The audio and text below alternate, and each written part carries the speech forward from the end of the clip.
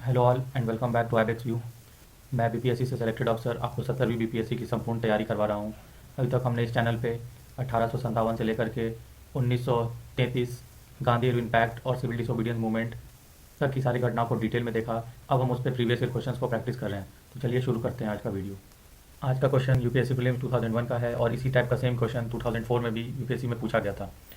Which of the following leaders proposed to adopt complete independence as the goal of Congress in Ahmedabad session of 1920? निम्नलिखित में से किस नेता ने 1920 के अहमदाबाद अधिवेशन में कांग्रेस के लक्ष्य के रूप में पूर्ण स्वतंत्रता को अपनाने का प्रस्ताव रखा था? इस क्वेश्चन का सही आंसर हो जाएगा बी, हजरत मोहानी।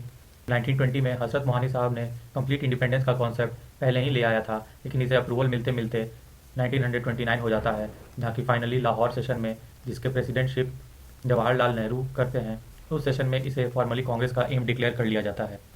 इस सेशन के पहले तक की कहानी मैंने आपको डिटेल में बता दी है कि कैसे 1927 में साइमन कमीशन आता है, जिसे लॉर्ड ब्रिंकिनहेड इंडिया में भेजते हैं। साइमन कमीशन का काम ये था कि जो 1919 में रिफॉर्म किए गए थे, जिसे मॉन्टेग क्लेम्सफोर्ड रिफॉर्म कहते थे, उसके काम को आकलन करना और ये भी बताना कि क्या इंडिया फर्दर कॉन्स्टिट्यूशनल चेंजेस के लिए रेडी है या नहीं। 1919 के सुधार का जो तय समय था वो 10 सालों का था, और 10 सालों के बाद कुछ सुधार करने के लिए ब्रिटिशर्स एग्री हुए थे, लेकिन ये साइमन कमीशन अपने तय सीमा के पहले ही गठित कर दिया गया था। इसके बाद लॉर्ड ब्रिंकिनहेड इंडियन पॉलिटिकल लीडर्स को एक संविधान बनाने का चैलेंज करते हैं, जिसे उस समय की मोतीलाल नेहरू एक्सेप्ट करते हैं, और हम देखेंगे कि वो 1928 में नेहरू रिपोर्ट लेकर के आते हैं 1928 में, और इसका मेन फोकस डोमिनियन स्टेटस होगा। बट मैंने आपको ये वीडियो में बताया था कि उस समय जो इंडिया का पॉलिटिक्स होगा वो 3 पोल के द्वारा तय किया जाएगा। पहला कांग्रेस, दूसरा मुस्लिम लीग और तीसरा हिंदू महासभा। ये तीनों अपने अपने हिसाब से इस नेहरू रिपोर्ट में चेंजेस करवाएंगे, और अंततः डोमिनियन स्टेटस के साथ ये नेहरू रिपोर्ट प्रेजेंट की जाती है, जिसे खफा होकर के उस समय जवाहरलाल नेहरू और Subhash Chandra Bose independence for India league की फॉर्मेशन करेंगे। इंडिपेंडेंस फॉर इंडिया लीग, ये भी यूपीएससी का पूछा हुआ क्वेश्चन है। इंडिपेंडेंस फॉर इंडिया लीग कब गठित किया जाता है और किनके द्वारा?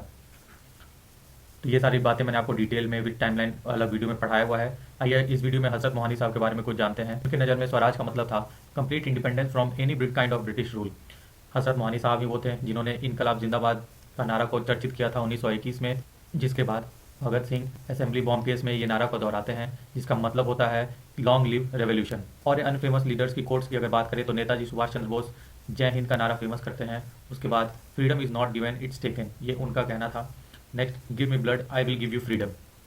बंकिम चंद्र चटर्जी, जो कि फर्स्ट ग्रेजुएट होते हैं यूनिवर्सिटी ऑफ कलकत्ता से इन 1858, ये यूनिवर्सिटी वुड्स डिस्पैच के रिकमेंडेशन पे सेट की जाती है। इनका फेमस कोट था वंदे मातरम। वंदे मातरम इनके बुक आनंद मठ से ली गई थी, जो कि सन्यासी रिवोल्ट पे बेस्ड था। इनकी और प्रमुख रचनाएं जो अक्सर यूपीएससी में पूछा हुआ है वो है देवी चौधरानी और दुर्गेश नंदिनी। ये दोनों यूपीएससी में पूछा हुआ प्रश्न है। आनंद मठ के बारे में 67th बीपीएससी में डायरेक्ट क्वेश्चन आया था। नेक्स्ट, मदन मोहन मालवीय जी का फेमस कोट है सत्यमेव जयते। तो ये था इस क्वेश्चन से रिलेटेड इन्फॉर्मेशन और कुछ अतिरिक्त जानकारी। इसी तरह के जानकारी और एनालिसिस भरे वीडियो के लिए बने रहिए इस चैनल के साथ, जहाँ हम 17वीं बीपीएससी की संपूर्ण तैयारी कर रहे हैं। तो बाकी पीडीएफ्स के लिए आप मेरे टेलीग्राम ग्रुप को भी ज्वाइन कर सकते हैं, जिसका डिटेल इस वीडियो के डिस्क्रिप्शन बॉक्स में है। तब तक के लिए थैंक यू।